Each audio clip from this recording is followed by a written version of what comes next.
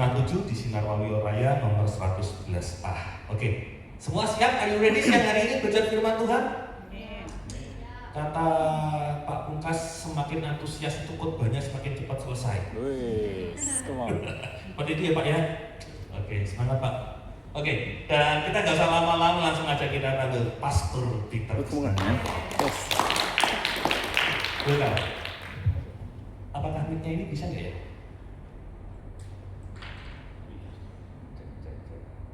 Cek. Oke, pakai yang mana? Ini aja. Thank you. Berikan tepuk tangan untuk Pastor Dika, come on. Haleluya. Ya judul khotbah saya 3 cara menggandakan uang. Bisa pulang-pulang di khotbahin ya. Anyway, sebelumnya saya bersyukur di tengah-tengah kita ada sahabat dan saudara saya dari keluarga Roy Martin. Kasih tepuk tangan yang meriah. Juga ada saudari kita, Ci Ivana juga, thank you sudah bisa hadir. For your information, kemarin malam kita bersyukur banget kita sempat sate babi bersama. Mohon maaf gak bisa aja. Gak apa-apa, satenya yang datang aja. Oke. Tapi serunya adalah kita juga bisa ngobrol banyak hal, kita juga bisa ngomongin yang relate sama dunia, ya kan? Tapi sama pada hari ini juga relate banget, saudara. Forgiven to forgive. Saya sendiri juga berproses di dalamnya. Jadi ketika Tuhan memberikan hikmat, kita juga semua belajar bersama. Tidak ada yang lebih, tidak ada Superman di antara kita. So, boleh di next. Nah, poin-poinnya saya akan berbicara tentang God's DNA, jadi karakter akan Allah kita, true healing melalui pengampunan, power to forgiving, kuasa, kekuatan untuk bisa mengampuni dan refleksi. Kita akan coba bahas satu demi satu dengan santai ya. Next berikutnya. Nah, saya mau bicara tentang rumah hati atau house of heart. Rumah hati itu berbicara tentang kondisi hati kita di dalam kehidupan dunia ini. Mungkin ya saudara, rumah hati satu orang dengan orang lain bisa jadi berbeda. Suami dan istri rumah hati juga bisa berbeda. Ada yang dibangun begitu kuat, tapi ada juga yang rapuh. Maksudnya apa? Di dalam rumah hati kita bisa memasukkan bukan hanya diri kita, tapi juga pasangan kita di dalamnya. Di rumah hati kita memasukkan anak kita memasukkan saudara kita, teman kita, semua pendeta kita, dan segala hal ada di rumah hati kita. Problemnya adalah ketika kita berinteraksi, kita berkomunikasi, kita menghadapi dunia hari demi hari, ada hal-hal yang berpotensi atau mungkin sudah melukai hati kita, atau bahkan bukan hanya sekedar melukai, tapi membusukkan hati kita. Nah, akhirnya rumah yang kita bangun begitu indah, lama-lama mulai terkelupas, mulai kelihatan rapuh, harus direnovasi. Tidak semua orang paham dan tidak semua orang mau melakukan itu. Kadang hanya menimbun saja. Aku cuma mau menimbun lukaku di basement, karena aku sudah nggak mau ingat-ingat orang itu. Aku sudah nggak mau membahas masalah itu, aku kubur di basement. Tapi itu tidak mengubah kondisi rumah kita. Bayangkan kalau sampah kita semua kita timbun di bawah rumah kita, emang baunya nggak akan kecium, tetap kecium saudara. Jadi apapun yang terjadi, rumah hati itu sangat penting. Karena apa? Rumah hati kita menentukan karakter kita, dan karakter kita yang akan menentukan pilihan hidup kita. So, kita sering kali mungkin melihat ada orang-orang yang rumah hatinya mungkin terluka, mungkin mengalami masalah, tidak menyelesaikan, tidak melepaskan pengampunan. Keputusan-keputusan yang dia putuskan juga pasti berdasarkan rumah hatinya. Ya, kita melihat orang yang gampang marah, kita melihat orang yang gampang tersinggung, ya kan? Pasti rumah hatinya bermasalah. Nah, tapi butuh cara-cara untuk bisa renovate untuk rumah hati kita. Yang pertama kita harus belajar, boleh next, soal DNA Allah, karakter Allah. Ini penting banget, karena dasar dari segala sesuatu. Kita kembali ke kitab Kejadian pasal yang ketiga tentang kejatuhan manusia. Wah, ini kalau anak-anak sekolah minggu dipanggil suruh cerita pasti bisa. Anak saya pasti bisa cerita. Adam, ya kan, Hawa, ular, dan Tuhan. Itu kan aktor-aktornya di kitab Kejadian ini. Tapi tidak semua mau mempelajari detailnya saudara, karena ini cerita yang sangat bagus sebenarnya di dalam kejatuhan manusia. Nah, suatu hari ketika Hawa lagi mungkin enak-enak memberi makan burung, monyet, dan lain-lain, ada ular datang. Nah, ceritanya begitu kan? Ular tiba-tiba datang, setan mengambil wujud ular. Saya nggak tahu kenapa wujudnya ular ya, kasihan si ular. Tapi yang dia datang, ya kan? Dia ngomong, Hawa, kamu tahu nggak? Ini kan ular menggoda. Dia ngomong, Hawa, kamu tahu nggak? Bedanya kamu sama pedagang gorengan, sama kamu apa bedanya? Cila, goda kan? Kalau pedagang gorengan jualan bakwan, kalau kamu you're the only one. Iya. Kena dia langsung. Wah, duh, ini kena ya. Apa ada makan tuh langsung dimakan. Gak gitu ceritanya. Tapi intinya bahwa Hawa tergoda nih dengan cara ngomongnya ular yang pintar banget. Akhirnya ketika dia makan, kraw, dia panggil, dam, makan dong. Nah, namanya Adam suami takut istri, pasti mau nggak mau ikut makan, ya kan? Bener nggak Bro?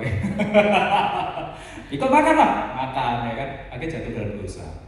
Tapi tahu nggak? Ada 3 hal yang saya pelajari dari kitab Kejadian ini, pasal yang ketiga. Hati Tuhan ketika mencari akan Adam dan Hawa, itu kira-kira sudah ngerti nggak kalau Adam dan Hawa itu berdosa? Ada yang bilang tahu, ada yang bilang nggak tahu, ya kan? Tapi dia jalan, dia panggil Adam, Hawa, kamu di mana? Mereka bersembunyi, saudara. Ini hal yang sangat tidak lumrah pada masa itu. Adam dan Hawa biasanya santai-santai aja, tapi namanya orang yang berdosa pasti ingin menyembunyikan dirinya, ya kan? Menyembunyikan dosanya bahkan seperti saya bilang, taruh di basement rumah paling dalam biar nggak ketahuan. Tapi namanya Tuhan pasti tetap tahu. Ketika sudah ketahuan berdosa, maka hal yang harus dihadapi, kita POV-nya Tuhan ya, hal yang harus dihadapi oleh Tuhan adalah rasa akan dikhianati kesetiaannya. Tuhan udah bilang, ya kamu taat ya, jangan itu bawa makan, tapi tetap dimakan. Gimana perasaan Tuhan? Manusia yang diciptakan begitu indah, begitu mulia, begitu berharga, serupa dengan dia, ditaruh di tempat yang terbaik, melukai hatinya dengan ketidaktaatan. Itu poin pertama. Yang kedua, bersyukur kalau Adam dan Hawa langsung berlutut, cium kaki, minta maaf. Mungkin kelar, mungkin kita semua sekarang ada di Taman Eden kali ya. Tapi enggak, mereka saling menyalahkan. Maka poin yang kedua Tuhan harus menghadapi hatinya Adam dan Hawa yang satu, tubuh satu, jiwa satu, semuanya. Mereka saling menyalahkan, perpecahan terjadi. Tuhan harus menghadapi poin yang kedua, luka yang kedua, dan yang ketiga yang terakhir. Yang menurut saya ini yang paling berat adalah mereka harus terpisah dari hadirat Tuhan karena kekudusan tidak bisa bercampur dengan dosa. Maka Adam dan Hawa harus pergi dari Taman Eden. 3 hal. Kira-kira mudah nggak untuk mengampuni kalau jadi Tuhan? Kalau aku jadi Tuhan ya, wis, kamu keluar, aku tak ciptakan lagi yang baru, tidak masalah kan gitu. Sopo kowe kan. Tapi kita lihat di kitab Kejadian pasal 3:21, saya bacakan. Dan Tuhan Allah membuat, pakaian dari kulit binatang untuk manusia. Manusia berdosa, dia pakai daun-daunan untuk menutupi tubuhnya. Tuhan melihat ini tidak layak. Aku mau kasih yang lebih baik, full leather ya bahasa zaman sekarang kan. Pakaian dari kulit binatang untuk manusia. Tidak cukup sampai itu, istrinya dikasih. Tidak cukup sampai itu, lalu mengenakannya kepada mereka. Ini adalah bukti the true forgiveness, kasih yang terbesar. Walaupun pada akhirnya kita tahu korelasinya tentang kulit binatang, berarti ada kambing atau domba yang harus dicurahkan darahnya, dan itu menuju kepada perjanjian baru yaitu Yesus Kristus. Tapi kita bisa lihat hati, DNA, karakter Allah kita mengasihi manusia sampai sedemikian rupa. Boleh next? Ini adalah lukisan saudara. Mungkin pernah lihat ya lukisan ini ya. Lukisan tentang Allah dan juga tentang Adam. Yang melukis itu adalah Michelangelo. Saya pikir Michael Roy Martin, tapi Michelangelo, oke? Michelangelo melukis ini, tapi kita bisa lihat detailnya, ini bagus banget. Gambaran akan tangan kiri akan Allah itu seperti ngomong nih ke para malaikat dan semua ciptaan surganya. Dia berkata, aku mau menciptakan manusia yang serupa dengan aku. Di tangan kanannya dia hendak menyentuh akan manusia itu. Tapi kita bisa lihat ada gap jari antara manusia dengan Allah. Seolah-olah manusia mau berkata, aku nggak bisa, aku nggak mau, aku males ya, dengan gaya sombongnya, songongnya kan, tidak menyentuh. Bahkan pernah dikatakan jarak jari itu adalah sekitar 1,9 cm atau 3/4 inch. Itu bayangin, sedikit banget. Males banget, tangannya tinggal cekuk gitu ya, menyentuh, koneksi terjadi, tapi tidak dilakukan. Tapi Allah berusaha terus menolong akan manusia. Oleh karena itu kita tahu bahwa Kristus mengambil rupa manusia untuk menjadi jembatan antara kita dengan surga. Dia harus mati di atas kayu salib, membayar harga dosa kita semua. Wow, that's true forgiveness. Boleh di next?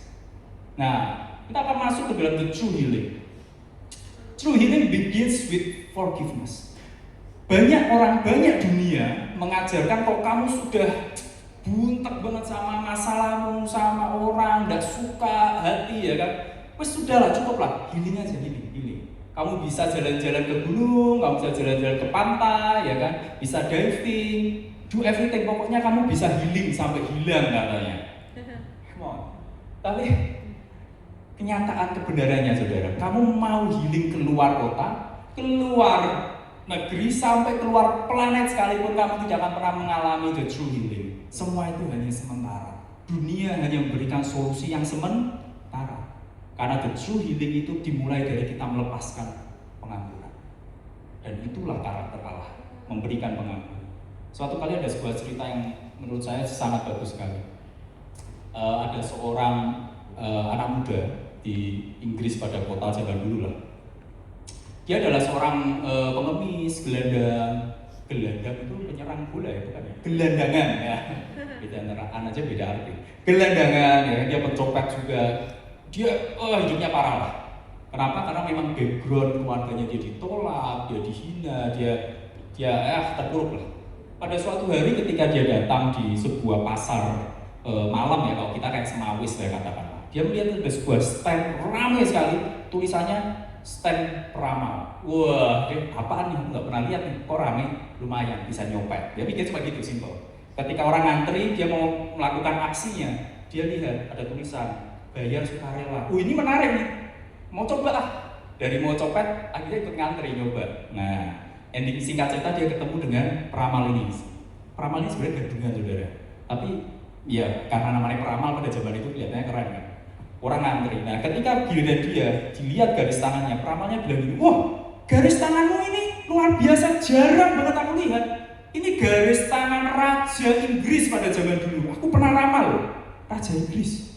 Harusnya hidupmu sukses, harusnya hidupmu diberkati. Loh kok kenapa kamu begini? Dia berpikir ya juga ya. Berarti aku tuh garis tangan orang sukses ya. Kenapa aku jadi begini ya? Singkat cerita dia pulang. Dia harus berpikir, kayaknya nggak bisa nih aku hidup begini terus. Ternyata aku adalah raja. Wah ya, raja copet mungkin ya. Tapi at least dia merasa aku raja. Singkat cerita saudara, orang ini mengubah hidupnya, cara pandangnya. Dia mulai berpakaian lebih baik. Dia mulai belajar untuk tidak nyopet lagi, ya kan. Dia malah ketemu orang-orang yang dulu menyakiti dia. Dia belajar dari mereka, merendahkan hati. Singkat cerita pada akhirnya anak muda ini mulai belajar berdagang pada zaman itu di kota itu, hal yang lumrah di pelabuhan, berdagang dan lain-lain. Karena dia merubah hatinya, dia merubah cara berpikirnya. Akhirnya anak muda ini salah satu orang sukses di kota itu. Berubah hidupnya. Karena apa? Release forgiveness. Lepaskan pengampunan. Kita mau untuk kita melepaskan pengampunan. Amin. Next. Nah tapi susah Pak, susah bro untuk mengampuni. Ya. Untuk mengampuni susah banget, apalagi orang yang menyakiti kita itu dekat banget sama kita. Oleh karena itu Tuhan sudah ngasih ayatnya di Yesaya 36 ayat 26-27. Firman Tuhan berkata, aku akan berikan apa? Rohku diam di dalam hatimu dan membuat kamu hidup menurut segala ketetapanku. Kita itu siapa sampai kita bisa melakukan segala ketetapan Tuhan kalau tidak ada Roh Kudus? Oleh karena itu kita butuh dekat dengan Roh Kudus. Karena itulah kekuatan kita untuk dapat mengampuni sampai ke dasar hati. Maksud saya itu, karena banyak orang tertipu. Dia berpikir aku sudah mengampuni kok, aku nggak masalah. Tapi dalam hatinya masih menyimpan. Nah itu kita butuh kuasa Roh Kudus. Kita butuh dekat dengan Dia. Amin. Saya kasih ayat yang terakhir. Di Kolose 3:13, ayat yang sangat bagus, yaitu janganlah melihat kelemahan saudara-saudara kita seiman, tapi hendaklah kamu saling memaafkan kalau ada yang melakukan kesalahan.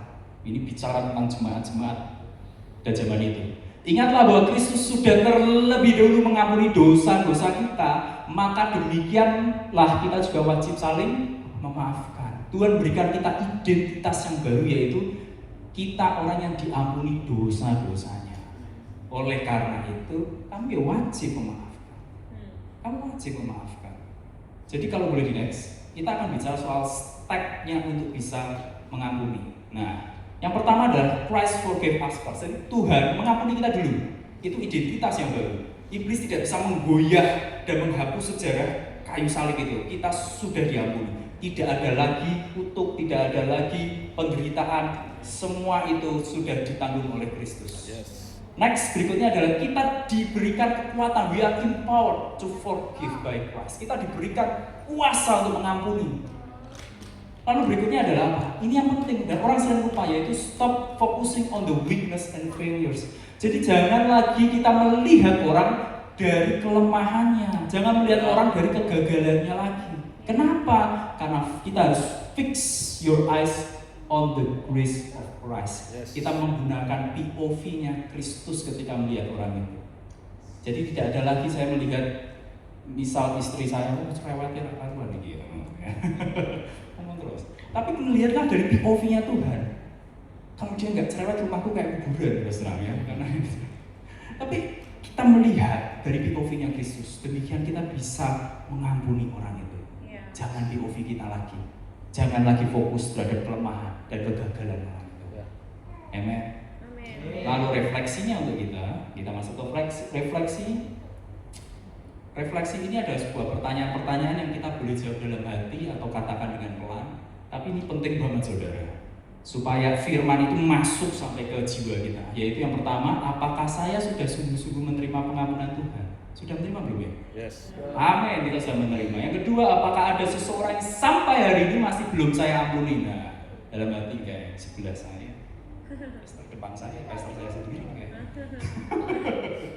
Ya, yang ketiga, apakah saya masih menyimpan kepahitan, kemarahan, atau keinginan untuk membalas? Terus dijawab nih. Next, berikutnya. Yang keempat, apakah luka masa lalu masih mengendalikan hati dan keputusan saya? Dan yang kelima, apakah saya percaya bahwa Tuhan sanggup menyembuhkan hati saya ketika saya memilih mengampuni? Karena ketika kita mengampuni, hati kita juga diampuni. Kita merasakan pengampunan. Terima kasih. Kira-kira saudara sudah bisa mulai praktek ya? Per hari ini kita praktek untuk mengampuni, kita praktek pakai POV-nya Kristus. Amin. Kira-kira itu yang bisa saya sampaikan. Tuhan berkati selalu. God bless. Terima kasih. Cek. Terima kasih, Bapak Peter. Ini saudara kalau diberkati boleh beri apresiasi untuk Tuhan. Saya hanya menambahkan sedikit apa yang tadi Bapak Peter sampaikan, bahwa dia berkata bahwa